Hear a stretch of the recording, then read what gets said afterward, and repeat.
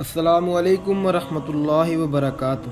قرآن مجید میں بیان ہونے والے بہترین قصوں میں سے ایک قصہ پوری انسانیت کے باپ حضرت آدم علیہ السلام کا ہے۔ حضرت آدم علیہ السلام کا قصہ قرآن مجید کی مختلف صورتوں میں موجود ہے۔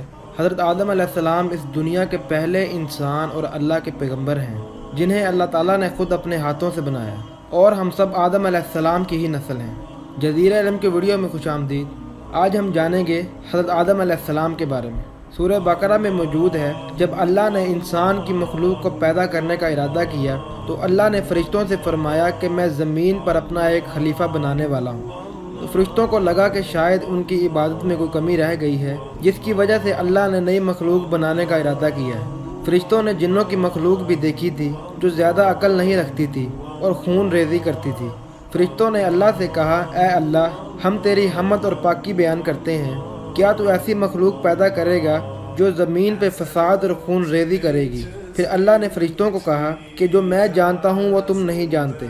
اللہ تعالیٰ نے آدم علیہ السلام کو پیدا کیا اور انہیں کچھ چیزوں کے نام سکھا دیے، اور پھر آدم علیہ السلام کو فرشتوں کے سامنے پیش کیا اور فرشتوں سے فرمایا کہ بتاؤ ان چیزوں کے نام اگر تم سچے ہو۔ تو فرشتوں نے کہا، ہم اتنا ہی علم جانتے ہیں جتنا تو نے ہمیں سکھایا ہے، اس کے سوا ہمیں کچھ نہیں معلوم۔ پھر اللہ تعالیٰ نے فرمایا، اے آدم، تم بتاؤ ان کو ان چیزوں کے نام۔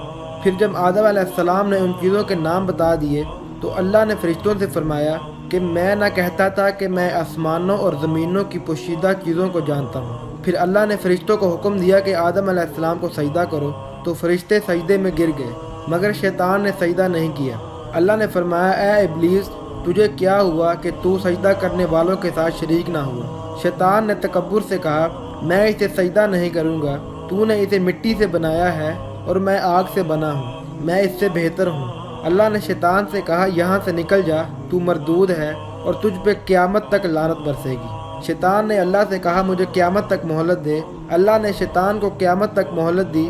شیطان نے اللہ سے کہا کہ تو نے مجھے گمراہ کیا ہے، میں قسم کھاتا ہوں میں انسان کے سیدھے راستے میں بیٹھوں گا، ان پر ان کے آگے پیچھے دائیں بائیں سے حملہ کروں گا، اور ان میں سے اکثر کو تو شکر گزار نہیں پائے گا۔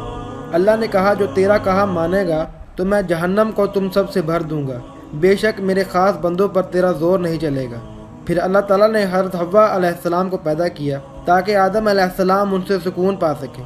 اللہ نے فرمایا، اے آدم، تم اور تمہاری بیوی جنت میں رہو اور جس جگہ سے چاہو کھاؤ پیو، لیکن اس درخت کے پاس مت جانا ورنہ تم ظالموں میں سے ہو جاؤ گے۔ اس کے بعد شیطان نے دونوں کے دلوں میں وسوسے ڈالنا شروع کر دیا اور پھر دونوں نے اس درخت کے پھل کو کھا لیا۔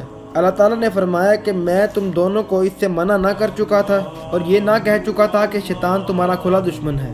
پھر دونوں نے کہا، اے ہمارے رب، ہم نے خود پر ظلم کیا، اگر آپ ہمیں نہ بخشیں گے اور ہم پر رحم نہیں کریں گے تو پھر ہم ضرور تباہ ہو جائیں گے۔ اللہ تعالیٰ نے فرمایا، تم جنت سے باہر نکل جاؤ، اب سے تم ایک دوسرے کے دشمن ہو اور تمہارے لیے زمین پر رہنے کی جگہ ہے، اب تم کو وہی زندگی گزارنی ہے۔ دنیا میں آنے کے بعد حضرت آدم علیہ السلام نے اللہ تعالیٰ سے 40 سال تک معافی مانگی، اور پھر اللہ تعالیٰ نے 40 سال کے بعد آدم علیہ السلام کو معاف کر دیا اور فرمایا، تم اور تمہاری اولاد دنیا میں رہو، اور یہ بات یاد رکھو کہ جب میری طرف سے کوئی نبی تمہارے پاس ہدایت لے کر آئے تو اس کی بات ماننا، اور جو لوگ میرے پیغمبروں کی بات نہیں مانیں گے اور ہماری آیتوں کو جھٹلائیں گے وہ دوزخ میں جائیں گے۔ پھر حضرت آدم علیہ السلام اور حضرت حوا علیہ السلام دنیا میں رہنے لگے اور انہی سے انسانوں کی نسل شروع ہوئی۔ آدم علیہ السلام کی عمر تقریباً 900 سال تھی۔